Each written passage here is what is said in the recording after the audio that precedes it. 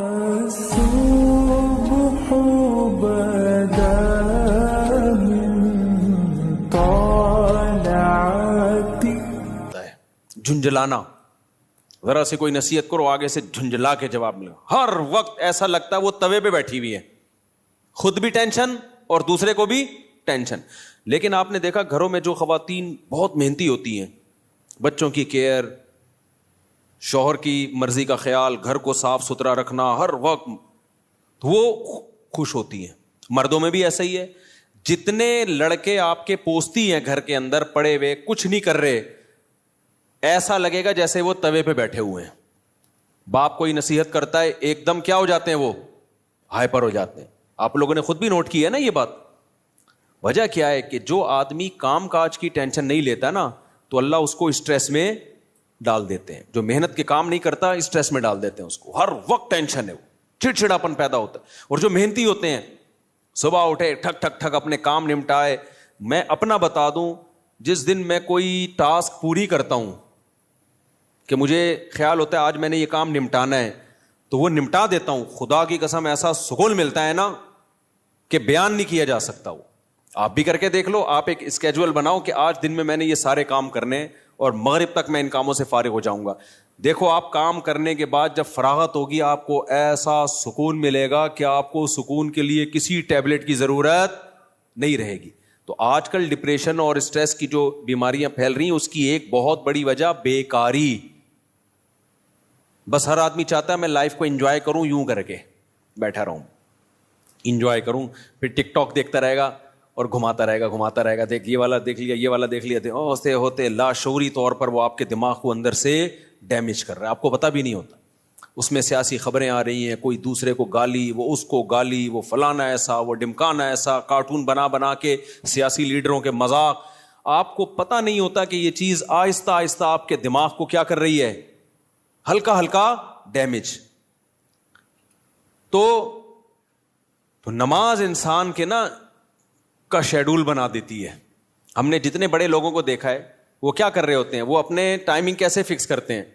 کافر کیسے کرتا ہے، 8 بجے یہ کرنا ہے، 9 بجے یہ، 10 بجے یہ، شام 4 بجے یہ. نمازی کیا کرتا ہے، فجر کے بعد کی یہ روٹین، فجر سے پہلے کی یہ روٹین، ظہر کے بعد کی، بولو نا یار، یہ روٹین، عصر کے بعد کی یہ روٹین، عصر سے پہلے کی یہ روٹین، مغرب کے بعد کی. اور یہ جو نمازوں کے ٹائم ہے نا، کمال کی بات پتہ ہے کیا ہے، یہ نیچرل ہے، گھڑی نیچرل نہیں ہے. نہیں آئی بات. سورج جب نکلتا اور غروب ہوتا ہے نا تو فطری طور پر انسان کی باڈی کے اندر تبدیلیاں آ رہی ہوتی ہیں، فطری طور پر. تو اسلام چونکہ دین فطرت ہے نا تو اس نے اوقات بھی کیسے رکھے ہیں، نیچر کے حساب سے رکھے ہیں. تو نمازوں کے حساب سے اپنے آپ کو فٹ کرو گے زیادہ سکون رہے گا، کیونکہ دن کی روشنی میں انسان کا مزاج الگ طریقے سے کام کر رہا ہوتا ہے، رات کے اندھیرے میں الگ طریقے سے ہوتا ہے. تو اللہ نے کیا فرمایا کہ الا المصلین الذین هم علی صلاتهم دائمون، یہ لوگ نمازوں میں پابندی کرتے ہیں. تو آج سے عزم کرو کسی قیمت پہ بھی نماز انشاءاللہ ضائع نہیں کریں گے. اور سب سے زیادہ سکون اللہ نے فجر کی نماز میں رکھا ہے.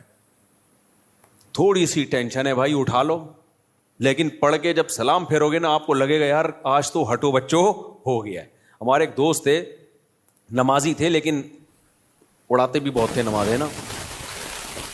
اب وہ بہت پرانی بات ہے، 15-20 سال پرانی بات، بالکل ینگ تھے تو نائٹ فال بھی ہو جاتا ہے جوان آدمی کو. ایک دن کیا ہوا، میں نے ان کو بولا بھائی آپ کو سفر میں، حضر میں، کہیں بھی یہ ہونا آپ نے غسل کر کے نماز پڑھنی ہے. وہ جاب کرتے تھے کسی کمپنی میں. انہوں نے کہا یار ادھر کہاں میں رات کو سوؤں اور نائٹ فال ہو جائے، کون غسل کرے گا، کیا ہے بھائی بڑی ٹینشن ہے یار. میں نے کہا یہ عزم کر لو کچھ بھی ہو آپ نے غسل کر کے نماز بولو پڑھنی، کچھ بھی ہو جائے.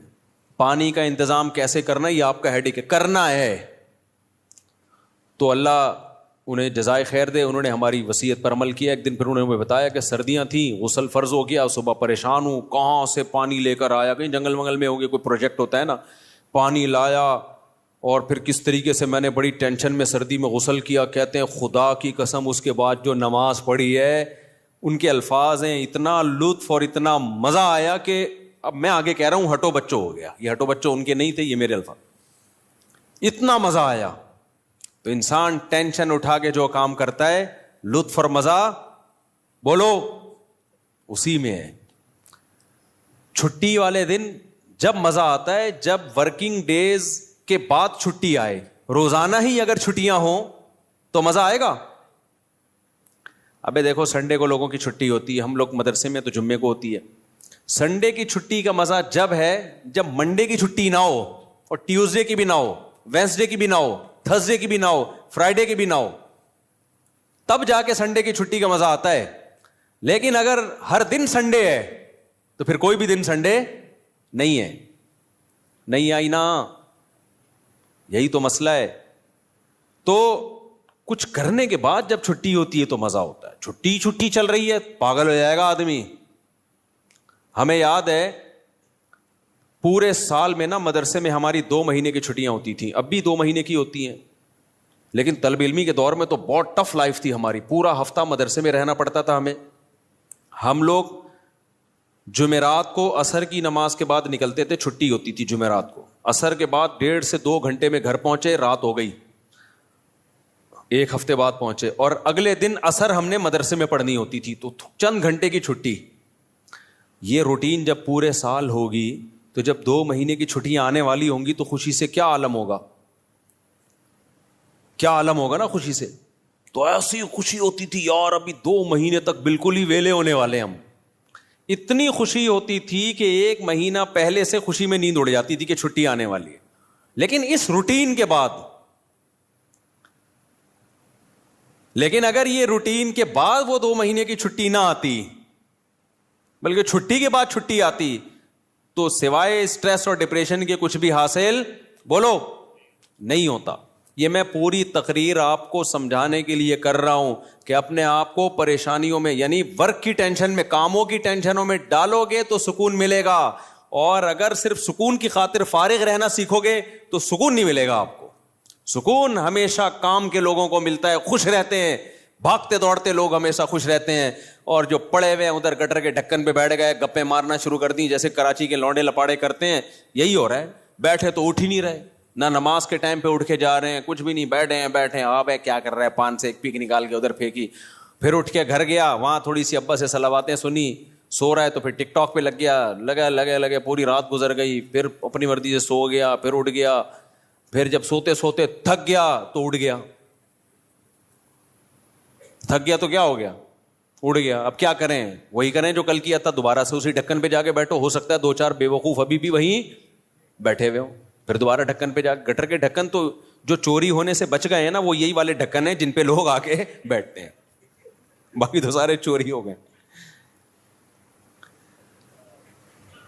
اب حضرت مفتی تقی عثمانی صاحب کی عمر ماشاءاللہ کافی ہو گئی ہے, لیکن صحت عمر کے لحاظ سے بہت اچھی, حالانکہ اتنی بزی اور اتنی ٹف لائف گزاری ہے انہوں نے. 8 گھنٹے مطالعہ کا معمول رہا ہے ایک دور میں.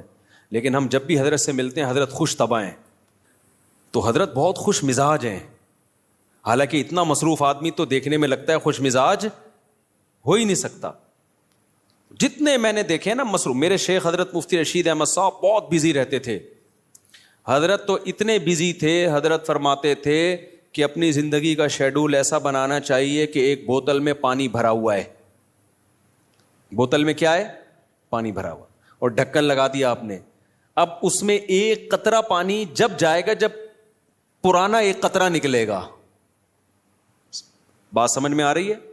ایک قطرے کی بھی جگہ نہیں ہے.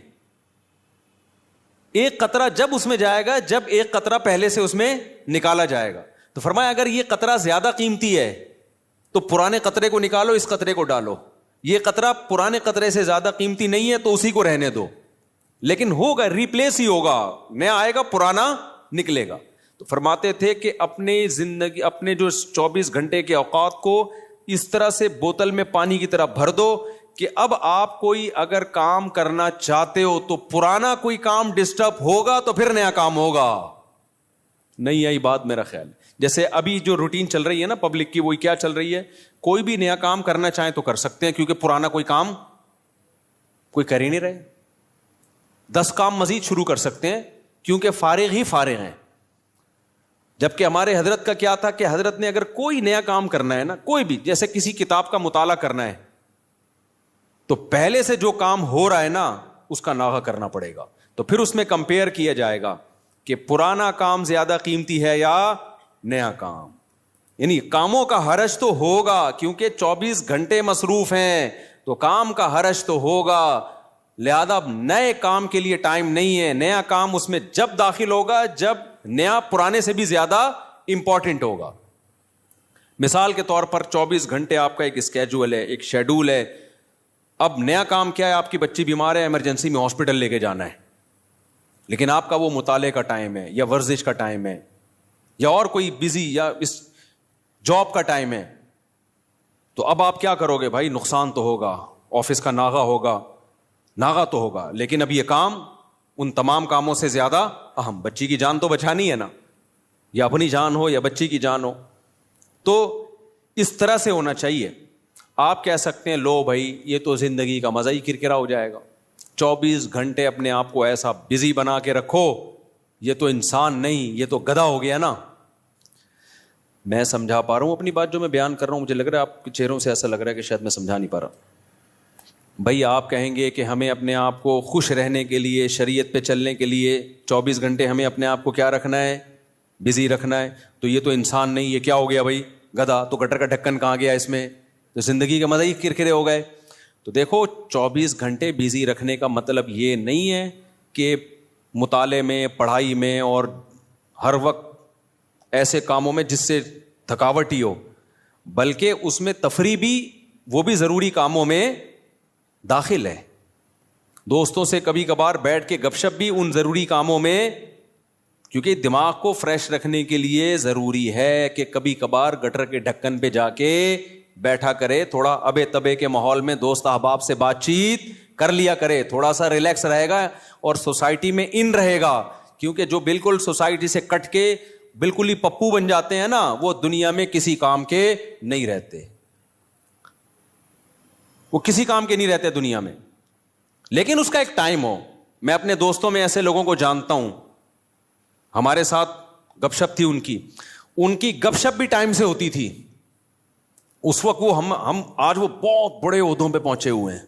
بھی چند دن پہلے ایک کا فون بھی آیا کہ آپ وہی طارق مسعود ہو جو ہمارے ساتھ کھیلا کرتے تھے, گپ شپ تھی. میں نے کہا ہاں. میں نے کہا آج کل کیا وہ بہت بڑا آفیسر بن چکا ہے, وہ نام نہیں بتاؤں گا میں, بہت بڑی فلم بن گیا بھائی وہ. لیکن اس کی روٹین کیا تھی مجھے یاد ہے. اس کی روٹین یہ تھی کہ بیٹھے ہیں نا دوست احباب تھڑے پر, ہاں چل رہا ہے, ٹائم دیکھا یار 1 گھنٹہ ہو گیا بس, یا آدھا گھنٹہ ہو گیا, کہتے میرا اسٹڈی ٹائم شروع ہو گیا. اتنے نیک بچے کراچی میں پائے نہیں جاتے, لیکن وہ تھا. یہ بات کر رہا ہوں جب ہم 16-17 سال کے تھے. اس وقت گپے مار رہے ہیں, ایسے بھی نہیں ہے کہ گپ شپ ہی نہ ہو دوستوں کے ساتھ, یہ بھی نہیں ہے. اور یہ بھی نہیں ہے کہ بیٹھے ہیں تو بیٹھے ہی ہیں, نہ. اس نے ٹائم ایک بنایا ہوا تھا, گھر کا ماحول ایسا تھا نا. تو اب آ کے بیٹھے, ابھی گپ شپ شروع کر دی, اور بھائی ہاں ہی باتیں, کرکٹ ہم ساتھ کھیلا کرتے تھے, کرکٹ کی باتیں چل رہی ہیں, گپ شپ ہو رہی ہے. یار میرا اسٹڈی ٹائم شروع ہو رہا ہے, میں جا رہا ہوں. ہم کہتے تھے یار عجیب انسان ہے بھائی, اتنا نیک آدمی. تو یہ ہے کہ یہ نہیں کہ آپ نے دوستوں کی محفلیں بالکل چھوڑ دیں, گپ شپ بالکل چھوڑ دی, کھیل کود بالکل چھوڑ دیا, لیکن اس کو بھی اپنے شیڈول کا حصہ بنانا ہے. اس کو بھی جتنا ٹائم بنتا ہے اتنا دینا ہے. اب ہو یہ رہا ہے کہ کوئی پلاننگ نہیں ہے, کوئی روٹین نہیں ہے, تو ہم اپنی زندگی اپنی مرضی سے نہیں چلا رہے, ہمیں کوئی اور چلا رہا ہے. اور پتہ ہے کون ہے؟ اس کو پیار سے شیطان کہا جاتا ہے. ہمیں کون چلا رہا ہے؟ شیطان بتاتا ہے اب اڑ جا, کیونکہ سو کے اب تو تھک گیا ہے. تو ہم کہتے ہیں چلو بھائی اب اڑ جاتے ہیں. شیطان بتاتا ہے کہ دوبارہ سو جا. اتوار کو لوگ کیا کرتے ہیں چھٹی والے دن, 12 بجے سو کے اٹھیں گے, اس کے بعد حلوہ پوری, وہ نہیں رش ہوتا, اتنا بھاری بھرکم ناشتہ کریں گے کہ آدھے گھنٹے بعد دوبارہ سے غنودگی شروع. لہذا دوبارہ شیطان کیا کہتا ہے, اب دوبارہ کیا بنتا ہے؟ سونا بنتا ہے. دوبارہ سو گئے, تو سارا دن سوئے, ساری رات سوئے. تو میرے بھائی خوش رہنا چاہتے ہو نا, تو اپنی روٹین بناؤ اور روٹین کو اپنے تابع رکھو, نہ یہ کہ آپ شیطان کے تابع بن جاؤ. بار بار میں ایک مثال دیتا ہوں, گھوڑے کی لگام اگر آپ کے ہاتھ میں ہوگی تو گھوڑا آپ کی مرضی سے سفر کرے گا. ابھی ہو یہ رہا ہے کہ ہم نے اپنی لگام گھوڑے کے ہاتھ میں پکڑا دی ہے, گھوڑا ہمیں بتاتا ہے کہ تو نے کدھر جانا ہے. بڑے لوگوں کی ایک بڑی زبردست بات ہے کہ اگر آپ کی زندگی گزارنے کی اپنی کوئی پلاننگ نہیں ہوگی تو آپ کسی دوسرے کی پلاننگ کا حصہ بن جاؤ گے. دیکھو یہ چرسی ہیروئنچی ہے نا, ان کی اپنی کوئی پلاننگ نہیں ہوتی زندگی گزارنے کی, یہ ہوتی ہے. اگر انہوں نے پلاننگ سے اوقات طے کیے ہوتے کہ ہم نے یہ کرنا ہے, صبح اٹھ کے یہ کرنا ہے, دوپہر یہ کرنا ہے, شام کو یہ کرنا ہے, اپنی پلاننگ ہوتی تو چرس پیتے ہی ہے. کیا ہو گیا بھائی, بولو نا, نہیں پیتے نا. اپنی کوئی پلاننگ نہیں تھی, ایم ہی اٹھ کے ایک دن نکلے, ایک دوست نے چرس پکڑائی. تو اب یہ کس کی پلاننگ کا حصہ بن گئے؟ چرس اور ہیروئن کے جو اسمگلر ہے نا, ان کی پلاننگ تھی ہم نے پیسہ کمانا ہے, تو وہ کروڑ پتی بن گئے کیونکہ ان کی کوئی پلاننگ نہیں تھی. تو یہ لوگ ان کی پلاننگ کا حصہ بن کے انہوں نے اپنا بیڑا غرق کر دیا, ان کو ارب پتی بنا دیا. ہر دفعہ ایسا ہی ہوتا ہے. آپ کی اپنی پلاننگ نہیں ہے کہ میں نے کتنی دیر فیس بک پہ بیٹھنا ہے, کتنی دیر یوٹیوب پہ بیٹھنا ہے, بس آپ نے بیٹھ گئے تو کوئی پلاننگ نہیں ہے. تو آپ دیکھتے جا رہے ہو, دماغ آپ کا خراب ہو رہا ہے. یہ اس نے اس کو گالی دی, اس نے 80 لیٹر کا کارٹون بنا دیا. اپنی کوئی پلاننگ نہیں ہے کہ میں نے دیکھنا کون سا چینل ہے, کتنی دیر دیکھنا ہے, معلوماتی چینل دیکھنا ہے, ادھر ادھر دائیں بائیں چیزیں میں نے نہیں دیکھنی. نیوز بھی ایک حد تک دیکھنی ہے, بس اتنی کافی ہے ہمارے لیے آج کی تاریخ میں. یہ تھوڑی کہ نیوز ہی سنتے چلے جاؤ. کیا تحقیق کرنی آج میں نے؟ اگر نہیں ہے نا تو آپ دیکھتے چلے جاؤ گے. اور جو یوٹیوبرز یا فیس بکیے یا ٹک ٹاکرز ہیں, ان کی پلاننگ تھی کہ ہم نے ویوز بڑھا کے پیسہ کمانا ہے, تو آپ جیسے بے وقوف ان کی پلاننگ کا حصہ, آپ کا نقصان, اور وہ کروڑ پتی بن رہے ہیں. نہیں آئی بات؟ میرا خیال ہے دیکھو یوٹیوبرز ویورز کے لیے کیا کرتے ہیں. فلانے مولوی نے, مفتی طارق مسعود نے آج انجینئر کے پرخچے اڑا دیے, حالانکہ میں نے کہیں نہیں ایسے اڑائے ہوتے. وہ ایک دم وہ لگائے گا نا ایک وہ تھم نیل پہ, ابے تمہیں کیا کرنا ہے پرخچے اڑائے کے نہیں اڑائے. تمہیں کسی مسئلے کی تحقیق کرنی ہے, کسی خاص مسئلے کی, تو تم اس مسئلے کو دیکھو. یار مفتی طارق مسعود نے اس مسئلے, طلاق کے مسئلے کی تحقیق کرنی ہے یا اور کوئی مسئلہ, یار اس پہ میں سرچ کر رہا ہوں, مجھے ضرورت ہے, یا یہ کاروبار حلال ہے یا نہیں ہے, میں ڈراپ شپنگ کرتا ہوں, اب ڈراپ شپنگ ہے حلال, چلو مفتی طارق مسعود ڈراپ شپنگ لکھ کے سرچ کرو. یہ آپ کی پلاننگ ہوگی, اس میں آپ کو فائدہ ہوگا. لیکن ہو کیا رہا ہے, یوٹیوبر اٹریکٹ کرنے کے لیے تھم نیل پہ عنوان لگائے گا, مفتی طارق مسعود دوبارہ جہلم. کل ایسا ہی ہوا, میرے سامنے آتا ہے, میں نہیں دیکھتا کہ یار میں, حالانکہ میں دیکھ سکتا ہوں نا کہ کیا کہا ہے بھائی اس نے. کل ایک میرے سامنے سے ویڈیو گزری, اس پہ لکھا مفتی طارق مسعود دوبارہ جہلم پہنچ گئے. میں کراچی میں بیٹھ کے دیکھ رہا ہوں, میرا بھی دل چاہ رہا تھا نا میں کلک کروں. کیا خیال ہے یار میرے بارے میں جھوٹ کیوں بولا, کیا بولا, لیکن میں نہیں کیا کلک. میں نے کہا وہ بے وقوف ہے, ہم تھوڑی بے وقوف ہیں بھائی, ہمیں پتہ ہے جھوٹ ہے. جھوٹ آگے ہو سکتا ہے اندر جو مضمون ہو وہ یہ ہو کہ جانا چاہ رہے تھے لیکن نہیں گئے, ہو سکتا ہے یہ لکھا ہوا اس نے, یہ لکھا ہوا ہو, لیکن سچ لکھا ہے جھوٹ لکھا ہے, میں کیا کروں گا, میرا تو ٹائم ویسٹ ہوگا نا, میں کام کی چیز دیکھوں نا. لیکن میں نے ویوز دیکھے پبلک کا رجحان دیکھنے کے لیے کہ پتہ نہیں کتنے ویوز آئے ہوئے تھے اس پہ, اور جا کے لے کے کمنٹس میں گالیاں دی ہوں گی لوگوں نے کہ بھائی کیا کر رہا ہے, جھوٹ کیوں بول رہا ہے.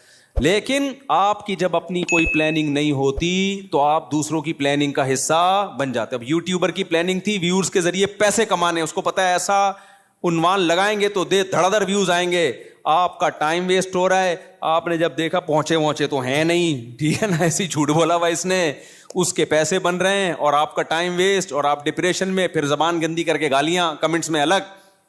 تو ان تمام چیزوں کا آپ کو کچھ بھی حاصل نہیں ہوا, اس لیے کہ آپ کی پہلے سے کوئی پلاننگ تھی نہیں کہ کیا چیز دیکھنے کی ہے اور کیا چیز دیکھنے کی نہیں.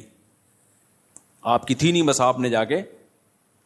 تو اصول یاد رکھو, آپ کی اپنا لائف اسٹائل نہیں ہوگا تو آپ ہمیشہ دوسرے کے لائف کا حصہ بن جاؤ, اس کی ترقی کا حصہ بن جاؤ گے. کیونکہ دیکھو شیطان ہر وقت پلاننگ میں لگا ہوا ہے. یا تو ہوتا نا شیطان بھی پلاننگ نہ کر رہا ہوتا, ہم بھی پلاننگ نہ کرتے, تو نہ ہمیں کوئی نقصان ہوتا, نہ شیطان کو کوئی فائدہ ہوتا, نہ ہمیں فائدہ ہوتا نہ نقصان ہوتا. لیکن ہو یہ رہا ہے کہ ہم اگر پلاننگ نہیں کرتے تو ہماری پلاننگ کون کر دیتا ہے؟ شیطان. وہ اس نے بنا کے بیٹھا ہوتا ہے, فارغ ترین آدمی ہے تو اس کو اب اس کام میں لگاؤ, ٹھیک ہے نا. تو یہ بہت اہم بات ہے. تو اپنے جو لائف اسٹائل کو چینج کریں, ان میں اس کی معمولات کی ابتدا کہاں سے ہوگی؟ نماز سے. سمجھتے ہوگے نہیں سمجھتے؟ ابتدا کہاں سے ہوگی یار؟ سب سے پہلے کیا کرنا ہے؟ نماز ٹھیک کرنی ہے. اب شیطان دوسرا حملہ کرے گا آپ کے اوپر. شیطان سے بڑی فلم اس کائنات میں پیدا نہیں ہوئی ہے. شیطان کہے گا ٹھیک ہے پہلے نماز تو شروع کر لے, پھر باقی چیزیں چرس بعد میں چھوڑ دینا. اور یہ جو گٹر کے ڈھکن پر پوری رات بیٹھا رہتا ہے, یا انٹرنیٹ پر 6 گھنٹے بیٹھا رہتا ہے, ہر وقت ٹک ٹاک پہ بیٹھا رہتا ہے, یہ اگلے اسٹیپ میں. پہلے نماز, تو نہ نماز صحیح ہوگی نہ اگلا اسٹیپ شروع ہوگا. یہ ایسا ہی ہے جیسے ہم کہتے تھے ہفتے کے دن سے ہم پڑھائی شروع کریں گے. 1 جنوری, اگلے سال کی 1 جنوری سے. وہ 1 جنوری کبھی آتی ہے؟ یا 1 محرم کبھی آتا ہے؟ وہ کبھی بھی نہیں آئے گا. جب جنوری آئے گی نا, آپ بولو کہ اسلامی سال سے کروں نا, 1 محرم سے کروں گا, میں مسلمان ہوں, میں انگریز تھوڑی ہوں. نہ وہ 1 محرم کبھی آئے گا نہ وہ 1 جنوری. حافظوں کو نا پہلا پارہ بہت پکا یاد ہوتا ہے. پتہ ہے کیوں؟ حافظوں کو جوش اٹھتا ہے, یار کچا ہوتا جا رہا ہے, اب دوبارہ سے یاد کرو. تو پہلے پارے سے شروع کرتے ہیں, اس کے بعد جوش ٹھنڈا ہو جاتا ہے, پھر بھولنا شروع کر دیتے ہیں, پھر ناغے کرتے ہیں. پھر کئی دنوں کے بعد خیال ہوتا ہے یار قرآن بھولتا جا رہا ہوں, دوبارہ شروع کرو, پھر پہلا پارا. تو پہلا پکا ہو جاتا ہے, باقی سارا ایسے کہ ایسے ہی رہتا.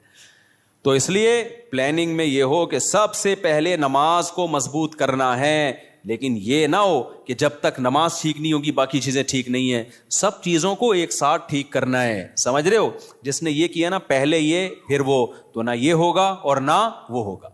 اور ہر کام میں ایکسیلنسی پیدا کرنے کی کوشش تو کرنا ہے, لیکن اگر نہ ہو تو اس کام کو چھوڑنا نہیں ہے, گرتے پڑتے کرنا ہے.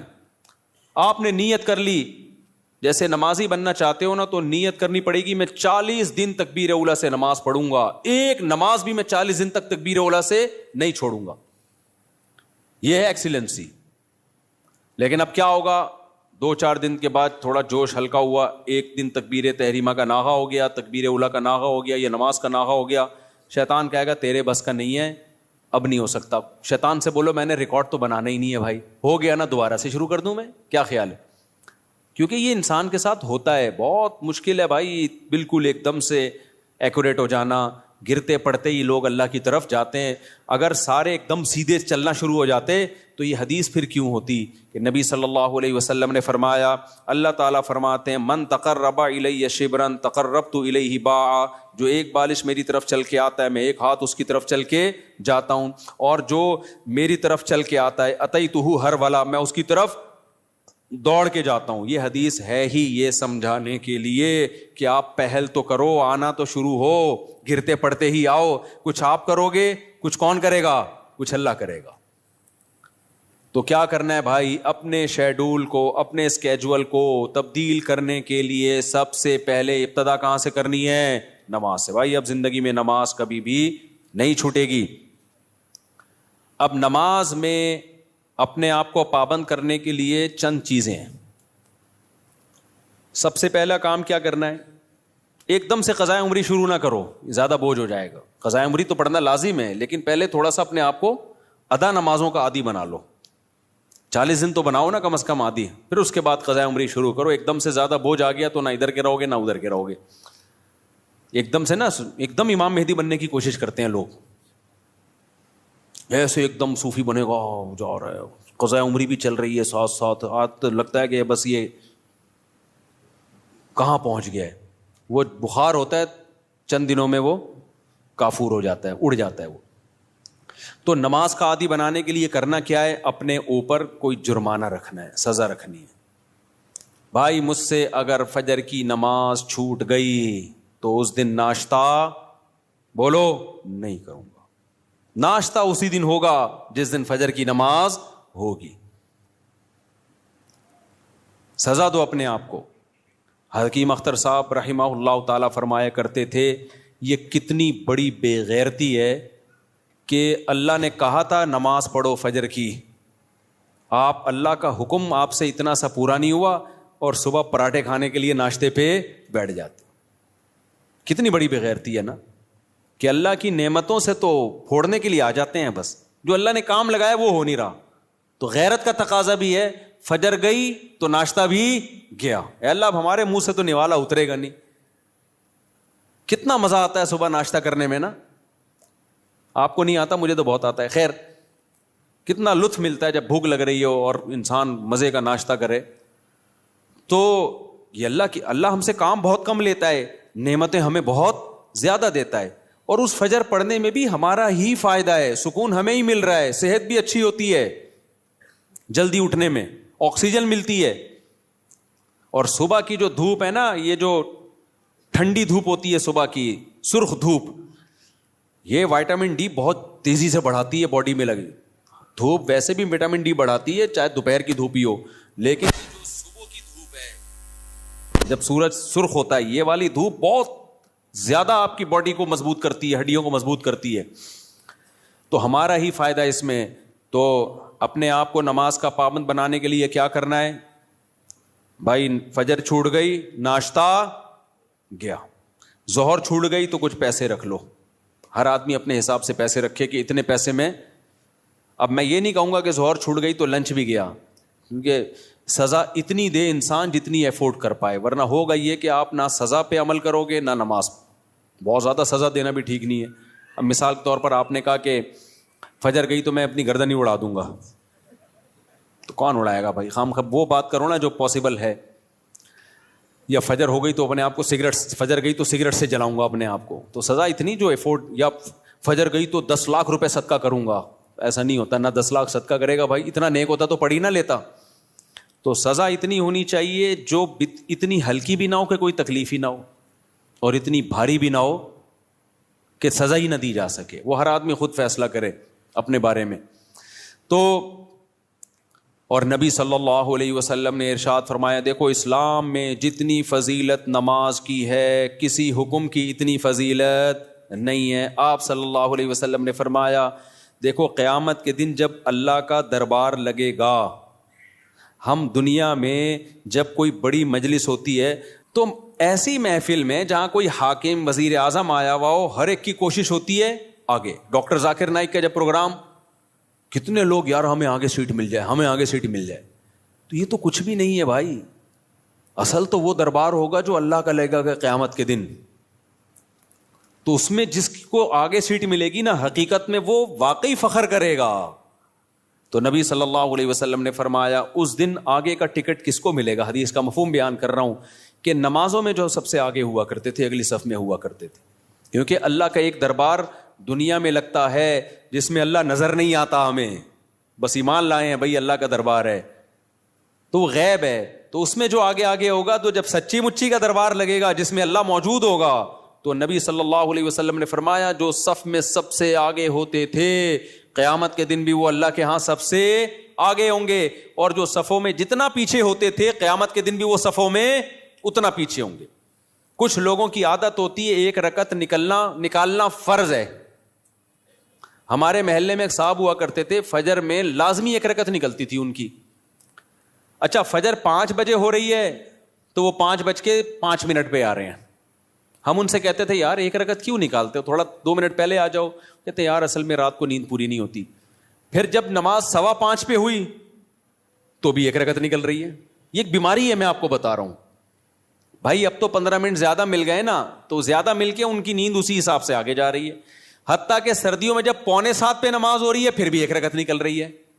تو یہ جو آزار ہوتے ہیں نا کہ یوں ہو رہا ہے بھائی, جس نے پڑھنی ہوتی ہے وہ آ جاتا ہے, نہیں پڑھنی ہوتی, جس کی ایک رکعت نکلنی ہے وہ ایک ہی نکلتی رہے گی قیامت تک. جس کی 2 رکعت نکلنی ہے, التحیات والے بھی ہوتے ہیں, التحیات میں آ رہے ہوتے ہیں, وہ ہمیشہ آپ دیکھنا التحیات میں ہی ہوں گے. اور کچھ ایسے ہوتے ہیں جماعت ہی پوری نکلتی ہے ان کی, وہ ہمیشہ سلام پھیرنے کے بعد تشریف لا رہے ہوں گے, بولے گا ابے یار یہ کیا ہو گیا. تو اور کچھ ایسے ہیں جنہوں نے پڑھنی نہیں ہے. تو جب میں اور آپ کوشش کریں گے نماز کی پابندی کی, تو بھائی تکبیر اولا کی پابندی کے ساتھ صفے اول میں, کیونکہ نبی کی جو بشارتیں آپ صلی اللہ علیہ وسلم نے صف اول کے لیے دی ہیں وہ دوسری صف کے لیے اور آخری صف کے لیے نہیں ہیں. آپ صلی اللہ علیہ وسلم نے فرمایا لوگوں کو اگر پتہ چل جائے کہ صف اول میں کتنا ثواب ملتا ہے تو اتنی لڑائیاں ہوں کہ قرآن اندازی کی نوبت آئے. پورا محلہ, وہ جو اجر ملے گا نا قیامت کے دن, جو پروٹوکول ملے گا اللہ کے دربار میں, وہ لوگ اپنی آنکھوں سے دیکھ لیں نا, وہ قیامت کا منظر اللہ دکھا دیں کہ صف اول والے آج کہاں ہیں.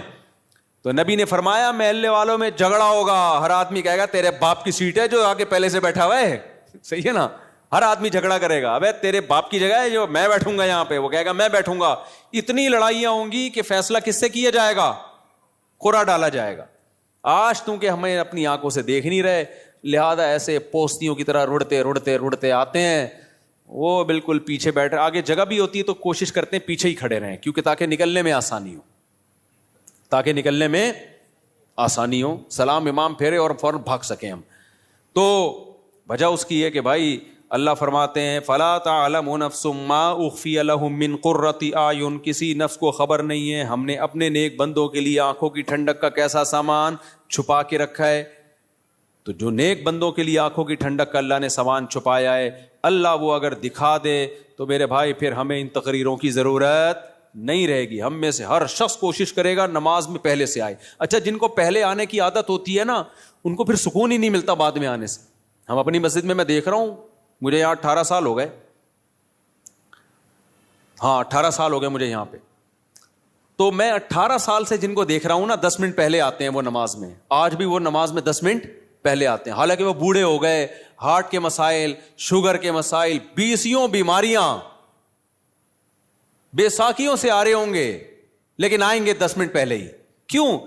وہ کہتے ہیں یار یہ کیسی نماز ہے, سکون تو جب ہی ملتا ہے پہلے سے آگے بیٹھو, سنتیں آرام سے پڑھو.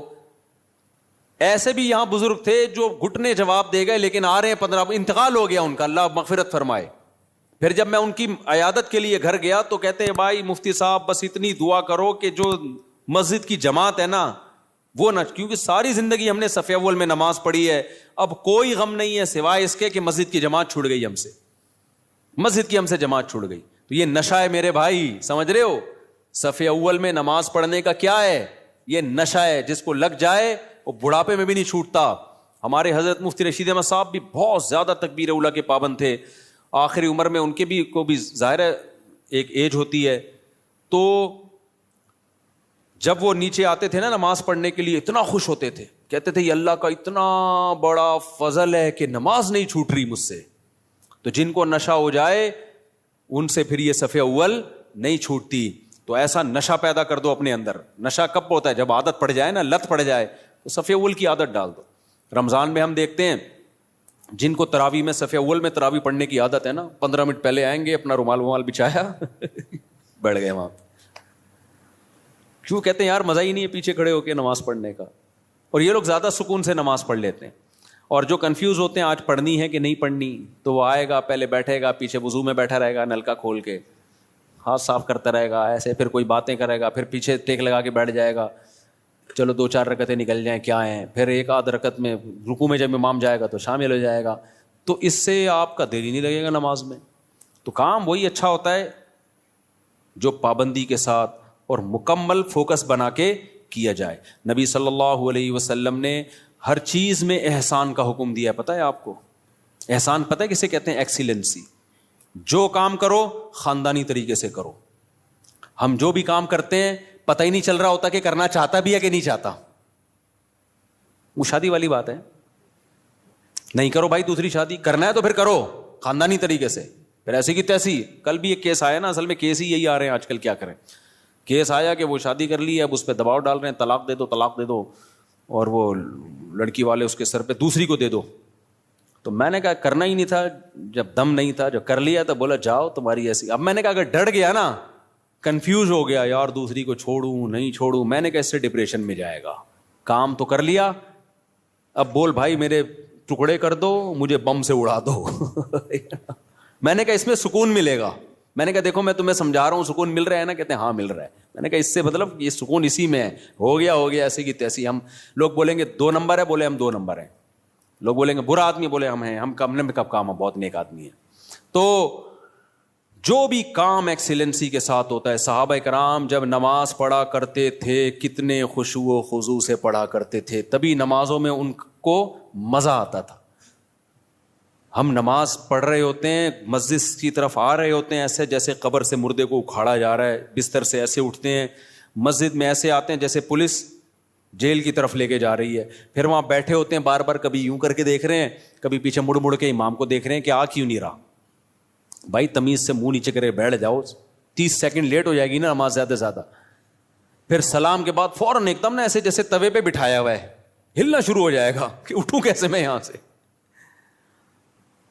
سکون سے نبی صلی اللہ علیہ وسلم نے فرمایا جتنی دیر انسان نماز کے انتظار میں ہوتا ہے اللہ کی ہاں اتنی دیر نماز ہی کی حالت میں ہوتا ہے, وہ اس کو نماز کا ثواب ملتا رہتا ہے, اس کو نماز کا ثواب ملتا رہتا ہے. اور جتنی دور سے چل کے آئے گا, آپ صلی اللہ علیہ وسلم نے فرمایا ہر قدم پہ اللہ ایک نیکی دیں گے اور ایک گناہ اس کا معاف کریں گے. تو کتنے فضائل ہیں میرے بھائی نماز پڑھنے کے. نبی صلی اللہ علیہ وسلم نے فرمایا, کیا پیاری حدیث ہے یار, اس سے تو بڑا مزہ آتا ہے. نبی نے فرمایا کہ میری امت قیامت کے دن اپنی چہروں کی سفیدی سے پہچانی جائے گی, کیونکہ اتنا وضو کیا ہوگا نا اس نے زندگی میں. اب جو 15 سال کی عمر سے نماز پڑھ رہا ہے, 15 دفعہ روزانہ دن میں منہ دھوتا ہے کہ نہیں دھوتا؟ اور یہ وہ منہ کا واش کرنا نہیں ہے جو گورے واش کرتے ہیں, یہ عبادت کے طور پہ منہ کا دھونا ہے. یہ جو ہم چہرہ دھوتے ہیں دن میں 15 دفعہ, بازو دھوتے ہیں دن میں 15 دفعہ, پاؤں دھوتے ہیں دن میں 15 دفعہ, 3 دفعہ دھویا جاتا ہے نا. تو یہ صرف واشنگ نہیں ہے کہ سروس ہو رہی ہے آپ کی, یہ دھونا بطور عادت ہے یا عبادت کے طور پر ہے؟ بتاؤ. یہ عبادت کے طور پہ دھویا جا رہا ہے, منہ اللہ نے حکم دیا. تو آپ سوچو جس نے 40 سال 50 سال اللہ کے حکم پہ دن میں 15 دفعہ منہ دھویا ہوگا, تو کیا اس کے چہرے پہ کوئی ایسی علامت نہیں ہوگی جس سے پتا چل جائے کہ اس کا چہرہ دوسرے چہروں سے بہت پاکیزہ ہے؟ کیونکہ اس بار بار منہ دھونے سے جو منہ کے گناہ ہیں, بازوؤں کے گناہ ہیں, پاؤں کے گناہ ہیں, وہ دھل رہے ہیں, ان میں روحانیت پیدا ہو رہی ہے, نورانیت پیدا ہو رہی ہے. یہ نورانیت دنیا کی آنکھوں سے نظر نہیں آتی, لیکن یہ نورانیت قیامت کے دن اللہ ایسی آنکھیں دے دیں گے جس سے لوگوں کو یہ نورانیت نظر آنا شروع ہو جائے گی. غرم محجلین, آپ نے فرمایا کہ اتنا واضح ہوں گے نا اہل اسلام قیامت کے دن جو نمازی تھے, اتنے واضح ہوں گے نا ان کے چہرے, فرمایا جیسے سارے سیاہ گھوڑے ہوں اور ان میں ایک سفید پیشانی والا گھوڑا ہو اور اس کے سفید پاؤں ہو. گھوڑوں میں یہ بڑی خوبصورتی سمجھی جاتی تھی کہ مکمل سیاہ ہو لیکن پیشانی کیا ہو؟ سفید, اور پاؤں کیا ہو؟ سفید, صرف پاؤں میں سفیدی کے نشان سے گھوڑے میں بڑا حسن پیدا ہوتا ہے. تو آپ نے فرمایا کہ سارے سیاہ گھوڑوں میں اگر سفید پیشانی والا گھوڑا ہوگا تو فوراً الگ پہچان ہوگی کہ نہیں ہوگی؟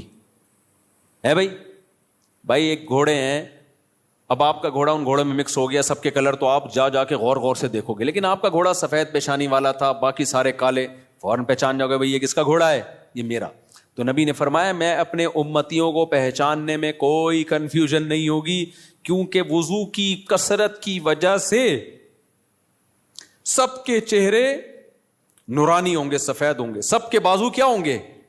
نورانی اور سفید. جتنا ایریا وضو میں کور ہوتا ہے نا سارا سفید ہوگا. سفید کا مطلب نور نکل رہا ہوگا اس سے, نورانی چہرے ہوں گے. تو یہ ہلکی چیز نہیں ہے بھائی نماز کا قائم کرنا. شاعر اسلام میں سے دیکھو, ہر مذہب کا کوئی خاص نشان ہوتا ہے جس سے پتہ چل جاتا ہے یہ آدمی اس مذہب سے بلونگ کرتا ہے. ہوتا ہے کہ نہیں ہوتا؟ ہندو عورتوں کے یہاں کیا ہوتی ہے بولو؟ ٹیکا بندیا ہوتی ہے نا. تو جس عورت کی ہوتی ہے ہمیں فوراً پتہ چل جاتا ہے یہ کیا ہے بھائی. منہ سے بولنے پر گورنمنٹ نے پابندی لگائی ہے تو ٹھیک ہے بھائی. جس خاتون کے یہاں ٹیکا ہوتا ہے 99% چانس ہوتا ہے کہ یہ کیا ہے؟ ہندو ہے, ہندوؤں کا کلچر ہے. یہاں سلیب لٹکا ہوا ہے تو فوراً پتہ چل جاتا ہے بھائی یہ کیا ہے؟ یہ عیسائی ہے. خاص علامات ہوتی ہیں ان کی. اور اسی طرح یہودیوں کی ایک خاص کیپ ہوتی ہے, اتنی سی کیپ یہاں رکھی ہوئی ہوتی ہے, ماشاءاللہ داڑیاں تو ایک اچھا کام کرتے ہیں, بڑی داڑھی رکھتے ہیں, چھوٹی سی یہاں کیپ ہوگی, خاص ڈریس ہوتا ہے ان کا. پہلے تو ہمیں یہودی کہیں نظر ہی نہیں آئے تھے کراچی میں. اب دنیا میں ٹریولنگ ہوتی ہے تو بہت سارے, میں تو بعض دفعہ دم کروانے جانے لگا تھا, میں نے کچھ لگ رہا ہے بخاری کے کوئی استاذ بیٹھے ہوئے, اتنے داڑھی کی وجہ سے ویسے چہرہ تو نورانی ہو ہی جاتا ہے, اتنی بڑی بڑی داڑھی. امریکہ میں اور کینیڈا میں تو جاپان میں بھی میں نے دیکھے. تو میں سمجھا کہ کوئی بخاری پڑھانے والے مدرسے کے استاذ ہیں, میں نے کہا جا کے دم کراتا ہوں. انہوں نے کہا رکھ کے چماڑ لگے گا, دم نہیں کرانا بھائی, یہ یہودی. تو ہانگ کانگ میں دیکھے ہم نے اتنی بڑی بڑی داڑھیوں والے یہودی. تو اس لیے میں غامدی صاحب سے کہتا ہوں کہ یہودیوں سے عبرت حاصل کرو. یہودیوں کا مذہب اتنا پرانا, پھر بھی داڑھی کا انکار نہیں کیا اب تک انہوں نے. اتنے لبرل, اتنے سیکولر ہو گئے, کیونکہ تورات میں داڑھی لکھی ہوئی ہے, موسیٰ علیہ السلام کی تعلیمات میں تھا داڑھی بڑھاؤ. تو کتنا کچھ یہودیوں نے اپنے دین کو چینج کر لیا, داڑھی اپنے مذہب سے نہیں نکال سکے. اور ہمارے مسلمان اسکالر, جبکہ ہمارے پاس نبی کی بخاری مسلم کی صحیح حدیث ہیں, آف اللحا, داڑیاں بڑھاؤ, خود نبی کی داڑھی, اور حکم دیا جا رہا ہے رکھو نہیں بڑھاؤ. تبھی کم از کم 1 مٹھی واجب ہے, اس لیے کہ بڑھانے کا حکم ہے. اگر 1 مٹھی سے بھی کم ہوگی تو بڑی بھی تھوڑی ہوگی. پھر وہ اہل حدیث تو اس کی ظاہر پر عمل کرتے ہیں کہ بھائی بڑھاؤ. اچھا, اس میں لوگ اہل حدیثوں کا مذاق اڑاتے ہیں, اتنی بڑی بڑی داڑیاں. میں کہ تم مذاق مت اڑاؤ. وجہ اس کی ہے کہ بہرحال وہ کس کا سہارا لے رہے ہیں؟ حدیث کا سہارا لے رہے ہیں. آف اللحا, کیونکہ کسی صحیح حدیث میں ہمیں داڑھی چھوٹی کرنے کا حکم نہیں ملتا. تو اس لیے اب کسی کا مذاق اڑانا اس بیس پہ کہ وہ بڑی داڑیاں رکھ رہے ہیں, اور یہ غلط ہے بھائی. وہ اس میں سہارا کس کا لے رہے ہیں؟ نبی کی حدیث کا. آف اللحا, چھوڑ دو اپنے حال پہ. ہم عبداللہ بن عمر کے قول سے استدلال کرتے ہیں, ان کے عمل سے, کہ وہ 1 مٹھی سے زیادہ کاٹ دیا کرتے تھے اور صحابہ نے کسی پر ان پر اعتراض نہیں کیا. تو یہ گنجائش ہے. تو لیکن نص تو ہے نا بہرحال ان کے پاس, تو اس میں مذاق نہیں بنتا کہ آپ مذاق اڑانا شروع کر دیں یا کسی کی نیت پہ شک کرنا شروع کر دیں. بہرحال اسلام میں حکم داڑھی کاٹنے کا نہیں ہے, کس کا ہے؟ بڑھانے کا. تو غامدی صاحب نے کیا کیا؟ انکار کر دیا کہ ایکچولی کلچر تھا. بھائی کلچر تھا تو نبی آرڈر کیوں دے رہے ہیں؟ نبی ان کا کلچر تو عربوں کا کھجور کھانا بھی تھا, تو آپ نے کھجور کھانے کے آرڈر دیے ہیں؟ کہ عربوں کا کلچر تھا لنگی پہننے کا, آپ نے کہیں لنگی کا آرڈر دیا ہمیں؟ عربوں کا کلچر تھا گدھے کی سواری کا, تو آپ نے آرڈر دیا ہمیں گدھے کی سواری کرو؟ بھائی بطور مذہب اور بطور دین کے داڑھی بڑھانے کا آپ نے حکم دیا ہے, کیونکہ آپ نے فرمایا 10 چیزیں پیغمبروں کی فطرت ہیں. تو فطرت کی مخالفت تغییر خلق اللہ کہلاتی ہے. ان میں داڑھی بڑھانا, مونچھیں گھٹانا, بغلوں کے بال صاف کرنا. تو کیا بغلوں کے بال صاف کرنا آپشنل ہے کیا؟ کرو نہ کرو آپ کی مرضی. نہ کاٹنے پڑیں گے آپ کو. ناخن کاٹنا, یہ سب ایک ہی حدیث کا حصہ ہیں. تو جیسے ناخن کاٹنا واجب ہے, آپشنل نہیں ہے. بغلوں کے بال صاف کرنا اس حدیث کی روشنی میں واجب ہے, آپشنل نہیں ہے. بول دو نا, مجھے شک ہونے لگتا ہے کہ بڑھائی بھی ہوں گی. زیر ناف بال صاف کرنا واجب ہے, آپشنل نہیں ہے. تو اسی حدیث میں بھائی داڑھی بڑھانے کا حکم دیا جا رہا ہے, تو وہ کیسے آپشنل ہو گیا؟ اس کا کلچر, نبی کلچر بیان کرنے کے لیے تھوڑی آئے ہیں. نبی کیا بیان کرنے کے لیے آئے ہیں؟ حدیث, اللہ کا حکم بیان کرنے کے لیے آئے ہیں.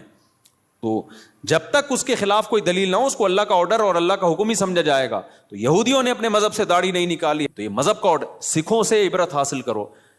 جب میں کینیڈا کے ایئرپورٹ پہ اترا ہوں, مجھے اتنی بڑی بڑی داڑھیوں والے سردار نظر آئے. حالانکہ ایئرپورٹ پہ وہ جاب کر رہے ہیں, کوئی مینیجر ہے, کوئی پائلٹ ہے, داڑھی سب نے رکھی. 99 جو میرا تجزیہ غلط بھی ہو سکتا ہے, کیونکہ ہو سکتا ہے جنہوں نے داڑھی کاٹی بھی مجھے پتہ ہی نہ چل رہا ہو کہ یہ سکھ ہے یا کچھ اور, لیکن انہوں نے رکھی ہوئی ہیں. وہ اپنے مذہب کو نہیں چھوڑتے. شرم سے ڈوب مرنے کا مقام ہے میرے بھائی. پھر ہم لوگ کے لیے کیا خیال ہے؟ اور غامدی صاحب نے تو انکار ہی کر دیا. تو ہمارے تو پیغمبر دیکھو, یوسف علیہ السلام سے زیادہ کوئی خوبصورت تھا, لیکن آپ کی بھی کیا تھی؟ داڑھی. اور جمال میں سب سے زیادہ جمال اللہ نے, حسن الگ چیز ہے, جمال الگ چیز. حسن میں سب سے بڑا درجہ یوسف علیہ السلام کا, لیکن جمال جو حسن کے سے اوپر کی چیز ہے, وہ جمال سب سے زیادہ اس کائنات میں نبی صلی اللہ علیہ وسلم کو اللہ نے دیا ہے, اور یہ حدیث سے ثابت ہے. لیکن آپ صلی اللہ علیہ وسلم کی بھی داڑھی تھی. اس لیے میں غامدی صاحب اور ان کے فالوور سے کہتا ہوں کہ آپ سے نہیں رکھی جا رہی, آپ توبہ استغفار کر لو, لیکن انکار مت کرو بھائی. آپ تحریف دین جو ہے یہ زیادہ بڑا جرم ہے. تو اور ہمت کر کے رکھ لو, کیا جا رہا ہے یار. خیر, تو کہاں سے کہاں بات چلی گئی, کیا بات کر رہا تھا میں؟ ہاں, میں کہہ رہا تھا اسلام کے شعائر ہوتے ہیں نا, جیسے ہندوؤں کا ایک خاص شعار ہے, سکھوں کا ایک خاص شعار ہے, داڑھی ہوتی ہے, پگڑی ہوتی ہے, یہ ان کا شعار ہے. عیسائیوں کا سلیب ہے. تو مسلمانوں کا شعار کیا ہے؟ مسلمانوں کا شعار کوئی خاص لباس نہیں ہے. شاعر اسلام میں سب سے بڑی چیز ہے نماز, کہ 5 ٹائم مسلمان مسجد میں حاضری دیتا ہے. یہ دنیا میں کوئی مذہب اپنے عبادت گاہوں میں 5 ٹائم حاضری دیتا ہے؟ ہندو ہفتے میں 1 بار, باقی انہوں نے چھوٹے چھوٹے بھگوان گھر میں ہی رکھے ہوئے ہیں. صحیح ہے نا, وہ ان کی روزانہ عبادت کریں, صبح شام کریں, یہ ان کا ہیڈک ہے. لیکن واحد ایک اسلام مذہب ہے جو آپ کو عبادت خانے میں کتنی دفعہ بلاتا ہے؟ 5 بار. تو مسلمان اپنی روٹین میں 5 ٹائم, تو یہ 5 ٹائم ایسی چیز ہے عبادت جو چھپنے والی نہیں ہے. آپ کسی غیر مسلم کے ساتھ رہو گے, اس کو 1-2 دن میں پتہ چل جائے گا بھائی ان کے تو 5 ٹائم اوقات ہیں, یہ تو ہر تھوڑی دیر کے بعد ان کو نماز کے لیے جانا ہوتا ہے. تو یہ شاعر ہے, اس سے پتہ چلے گا کہ آپ مسلمان ہو یا کافر ہو. صحابہ کے دور میں اسی سے پتہ چلتا تھا. دیکھو نبی صلی اللہ علیہ وسلم نے جب دعوت دی نا عرب کے قبائل کو, تو بہت سے قبائل مسلمان ہو گئے, بہت سے مسلمان نہیں ہوئے. تو پھر آپ نے جہاد شروع کیا. تو حدیث میں آتا ہے, کیونکہ کوئی معاہدہ تو تھا نہیں نا, جنگ تھی, تو آپ صلی اللہ علیہ وسلم لشکر لے کے جاتے, اس علاقے کے قریب پڑاؤ ڈالتے کہ ابھی ہم نے اس پہ حملہ کرنا ہے. تو دیکھتے کہ فجر کی اذان کی آواز آتی ہے کہ نہیں آتی. اگر فجر کی اذان کی آواز آئی, اس کا مطلب یہ کیا ہے, مسلمان ہیں, چھوڑ دو. اذان کی آواز نہیں آئی, بھائی یہ اسلام قبول ہی نہیں کیا. تو اذان اور نماز, یہی وجہ ہے کہ صحابی رسول کہتے ہیں کہ نبی کے دور میں نا بدترین سے بدترین منافق, جس کا سب کو پتا ہوتا تھا کہ یہ کمبخت اندر سے کافر ہے, صرف فیور لینے کے لیے مسلمان ہے, کمبخت, وہ بھی جماعت کی نماز میں آتا تھا. کیونکہ اگر وہ نماز میں نہیں آتا نا تو مسلمان سمجھتے کہ یہ کمبخت ابھی, یہ تو اس نے شو کر دیا کہ میں کافر ہوں. تو ایمان اور کفر کا فرق نماز سے سمجھا جاتا تھا. تو آج توحید کے بعد جس حکم کی سب سے زیادہ دھجیاں اڑائی جا رہی ہیں, وہ کون سا حکم ہے, وہ نماز ہے. میں بار بار قرآن کی آیت پیش کرتا ہوں نا کہ اگر نماز چھوڑنے کی تھوڑی سی بھی گنجائش ہوتی, دفتری کاموں کی وجہ سے, کل پیپر ہے آپ کا, یا سردی میں اٹھا نہیں جا رہا, یا آپ کو دل نہیں چاہ رہا, یا بیمار ہیں, تھوڑی سی بھی گنجائش ہوتی, تو سب سے بڑا عذر کیا تھا, میدان جنگ میں لڑائی.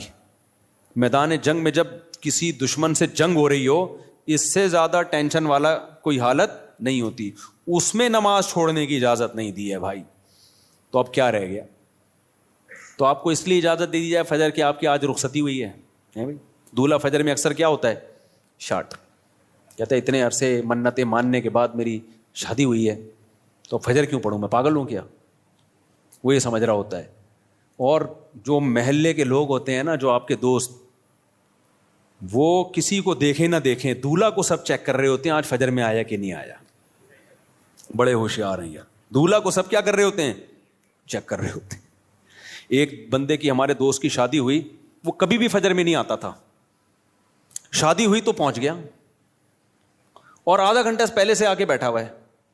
میں نے کہا یار تم تو ویسے نظر کبھی نہیں آئے, نماز پڑھتا تھا لیکن جماعت نکل جاتی تھی.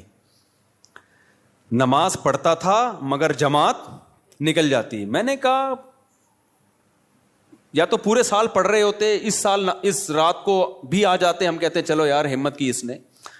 پورے سال کبھی میں نے آپ کو مسجد میں دیکھا نہیں, یعنی نماز پڑھتا تھا جماعت کے بعد آ کے, اور آج آپ آدھے گھنٹے سے آئے ہوئے ہو. کہتے یار سویا ہی نہیں ہوں. تو میں نے کہا نیند ہی نہیں آئی خوشی سے نا, خوشی سے نیند آئی نہیں ہے. تو اب میں نے کہا چلو آج پہلی دفعہ جماعت سے نماز پڑھ کے ریکارڈ قائم کرو. تو میں نے کہا میں تو آپ کو بہت نیک سمجھ رہا تھا, لیکن خیر یہ بھی غنیمت ہے. تو یہ شروع میں ہوتا ہے, خوشی سے نیند نہیں آتی. اس کے بعد کنواروں کو دیکھ دیکھ کے روتا ہے کہ کیسی گہری نیند سوتے ہیں یار, یہ کتنے گھوڑے بیچ کے سوتے ہیں, کوئی ٹینشن نہیں ہے ان کو. خیر, تو بھائی آج سے عزم کرتے ہو کہ نہیں کرتے؟ سفر ہو, حضر ہو, لڑائی ہو, جھگڑا ہو, پہلے سے پلاننگ کرنی ہے. کیونکہ قرآن نے نماز پڑھنے کا حکم نہیں دیا. یحافظون, حفاظت کا مطلب جس چیز کی حفاظت کرنی ہوتی ہے پہلے سے پلاننگ کرنی پڑتی ہے نا, یا اینڈ ٹائم پہ کرتے ہو. دیکھو بینک سے آپ کو 1 کروڑ روپے لے کے نکلنا ہے, اب یہ حفاظت کرنی ہے کہ نہیں کرنی؟ تو آپ نے کیا کیا, بینک سے 1 کروڑ روپے لیے, لے کے باہر آئے, سڑک پہ آ کے سوچ رہے ہو کہ اس کی میں نے حفاظت کیسے کرنی ہے. کیا خیال ہے؟ کیونکہ آپ نے سن لیا تھا کہ 1 کروڑ روپے کی ہم نے حفاظت کرنی ہے, لہذا نکالے, باہر نکلے, اور ابھی شاپر میں پڑے ہوئے.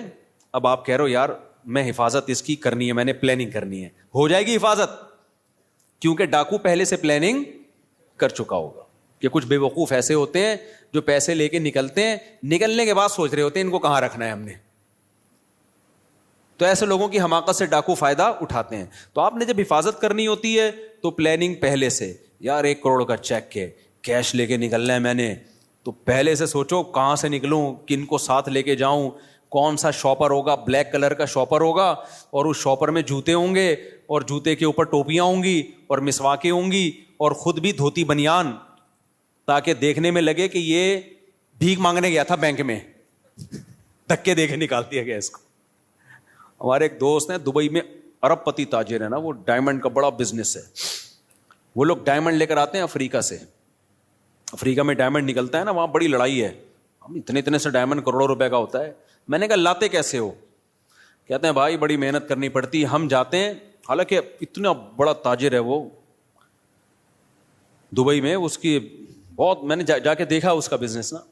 تو کہتے ہیں ہم ایسے جاتے ہیں افریقہ کے جہاں پر یہ ڈائمنڈ نکلتا ہے نا, ہم دھوتی پہنتے ہیں, اوپر پھٹا ہوا بنیان, ایسے لگتا ہے کہ بیچارے کو 2 ٹائم سے کھانے کو روٹی نہیں ملی. کہہ رہے ہیں ایسے جا رہے ہوتے ہیں خراما بالکل غریبوں والا, لوگ سلام کر رہے ہوتے ہیں, ہو سکتا ہے کوئی 5 روپے ڈال دیتا ہو جیب میں, یار یہ میری طرف سے, منہ بھی ایسا بناتے ہیں کہ لگے کہ کبھی کھانے کو ملا ہی نہیں ہے اس کو. اور کہتے ہیں جو اگلا ہوتا ہے نا, جو ہمیں ڈائمنڈ دیتا ہے, وہ بھی ایسا ہی ہوتا ہے, اسے دیکھ کے بھی کوئی یہ نہیں کہہ سکتا کہ اس کی دھوتی میں ڈائمنڈ رکھا ہوا ہے. ایسے کہتے ہیں پارسل ہوتا ہے, وہاں سے آتا ہے, یہاں سے لیا کسی کو, کیونکہ اگر یہ جائیں نا لینڈ کروزر میں بیٹھ کے 3 پیس سوٹ اور ٹائی میں, تو ڈاکوؤں کو پتہ چل جائے گا کہ یہاں خربوزے خریدنے نہیں آیا ہے. صحیح ہے نا؟ تو پلاننگ پہلے سے کرنی پڑتی ہے جب چیز قیمتی ہوتی ہے. بینک سے پیسے لینے تو پہلے سے پلاننگ, یار یہ کیش اماؤنٹ لے کے نکلوں گا کیسے میں, کون سے راستے سے جانا ہے, کس گاڑی میں جانا ہے. اور سونے کے تاجر جو میرے جاننے والے ہیں وہ ایسے ہی کرتے ہیں, وہ کہتے ہیں ہم پھٹپٹی سی بائک, اب ایسا نہ ہو ڈاکو پھٹپٹی بائکوں کو لوٹنا شروع کر دیں اس چکر میں. کہہ رہے ہم جب زیادہ گولڈ لے کے جاتے ہیں ایسی پٹپٹی سی بائک ہوتی ہے, اور بالکل ہی ایسے ہولیا ہوتا ہے, جا رہے ہوتے ہیں, کوئی بھی نہیں روکتا ہمیں. تو کیا ہوتا ہے, یہ نماز کی بھی حفاظت کے لیے پہلے سے پلاننگ کرنی پڑے گی. اب سفر ہے آپ کا, ٹرین میں جانا ہے, جہاز میں جانا ہے, پہلے سے بھائی نماز کیسے پڑھوں گا. اب جیسے میرا سفر ہوتا ہے نا, تو میں کیا کرتا ہوں, عصر کی نماز اگر ایئرپورٹ پہ ہے, مجھے پتا ہے مغرب جہاز میں ہوگی, تو بھائی جہاز میں وضو کرنا بڑا مسئلہ ہے, تو واش روم سے پہلے فارغ ہو جاؤ, عصر کا وضو مغرب میں چلانا ہے. اب پلاننگ پہلے سے نہیں ہوگی تو عصر کا وضو کر کے نماز پڑھ کے بیٹھ گئے, تھوڑی دیر میں پیشاب آنا شروع ہو گیا. اب جہاز میں اٹھ کے جانا, پھر واش روم یوز کرنا, پھر وضو کرنا, آسان کام نہیں ہے بھائی. بعض دفعہ وہ اٹھ رہی, سیٹ بیلٹ لگا کے بیٹھو بھائی جہاز میں, جہاز ان ٹربل. صحیح ہے نا, یا ابھی سیٹ بیلٹ کھولنے کا آرڈر ہی نہیں آیا تو نماز قضا ہونے کا خطرہ ہوتا ہے. پھر کتنے بج کے کتنے منٹ پہ جہاز میں نے بتایا تھا نا, ایک حلال ٹرپ کے نام سے ایک ایپ آئی ہے. اچھا, اس پہ لوگوں کے کمنٹس تھے کہ مفتی صاحب کو حلال ٹرپ والوں نے پیسے دیے ہوئے ہیں. اللہ کی قسم اٹھا کے بولتا ہوں, حلال ٹرپ کے فرشتوں کو بھی خبر نہیں ہے. صحیح ہے, نہ اس کمپنی نے مجھے 1 روپیہ بھی نہیں دیا, نہ میں نے ان سے پوچھا. مجھے تو چونکہ وہ ایک اچھی ایپ لگی, بھائی نماز ضائع ہونے سے بچانے کے لیے نمازوں کی ٹائمنگ جہازوں میں اس سے پتہ چل جاتی ہے, اس لیے میں نے بتا دیا.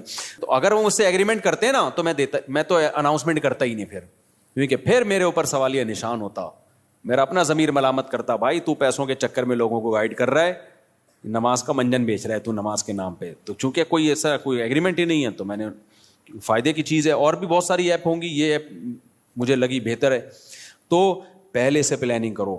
فجر پڑھنی ہے تو رات کو جلدی سونا پڑے گا, سمجھ رہے ہو. تو یہ ساری, تو اللہ نے فرمایا کہ آدھی ڈپریشن آپ کی اس سے دور ہو جائے گی, آپ کو زندگی میں لطف آنا شروع ہوگا, مزہ آنا شروع ہوگا. پھر اللہ سے تعلق جیسے جیسے بنے گا, جتنا مضبوط ہوگا, زندگی میں سکون بڑھتا چلا جائے گا. اللہ تعالیٰ سمجھنے کی, عمل کی توفیق عطا فرمائے. نماز کے بعد تھوڑی دیر سوال جواب کا سیشن ہوگا, جو بیٹھنا چاہیں بیٹھ سکتے ہیں, جانا چاہیں جا سکتے ہیں.